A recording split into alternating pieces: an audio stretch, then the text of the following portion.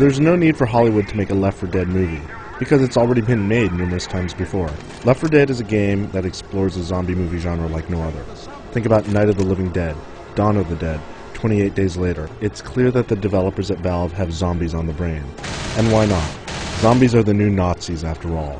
You can kill them over and over and over, and no one will care. And believe me, you'll be killing a lot of zombies in this game. Left 4 Dead is set up as 4 scenarios with no real narrative that ties them together. You start a scenario with one objective.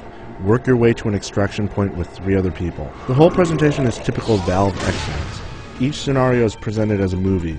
It starts with a movie poster and ends with movie-styled credits. Even the characters you play follow the standard movie cliches. There's the grizzled veteran, the biker, and even the spoiled princess. If someone doesn't get extracted, then the movie becomes dedicated to their memory. It's all very tongue-in-cheek and fun. Left 4 Dead is something of an oddity because there are not many games that are predominantly co-op in nature. Yes, there is a single-player mode where you can play with bots, but it's not the same thing. If you play this game, you're getting it to play co-op. The game comes alive when you're working together with another player, screaming at dissenters, and yelling with your friends when zombies push through. In this way, it actually captures the group dynamics that are found in zombie movies. You just don't get this with the bots. They are much more passive and will usually wait for you to push forward. The fact that there are only 4 scenarios might turn some people off, especially since it takes about 30 minutes to beat each one. Now, before you scream that there are only 2 hours of gameplay, cool your jets, because each scenario is highly replayable. A large part of this is thanks to the director system. Basically, the game will change each playthrough. It gauges how well you are doing and adjusts the game by changing things, such as item locations and where the bosses are. Because of this, you will think on your feet with your friends. The levels also have a varied look to them, with great little details and bleak humor, and part of the appeal is playing over and over again for a better score or performance. With that said, it is a little disappointing that there are only 4 scenarios.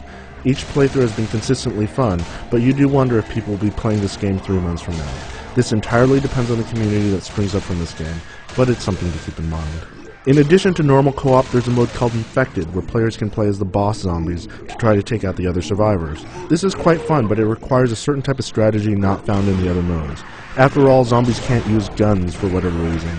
You rely on special moves, such as ensnaring people with a long tongue or tackling guys to the ground. Coordinating with other zombie friends to trap humans is very satisfying. From a technical standpoint, everything runs very smoothly. Frame rate is solid, and the sound design is very atmospheric and dynamic. The game uses a Source engine, which powered Half-Life 2 in the orange box, so it looks good and it does the job well. And although I mentioned it before, it's worth saying again. Play this game with a headset. There are non-verbal forms of communication, but it's not the same. It's all about the constant chatter between you and your friends. This is a very social-minded game that really plays off human nature. Ultimately, the enjoyment derived from this game depends on who you're playing with and how you're playing. It's a celebration of zombie culture and hits many things right.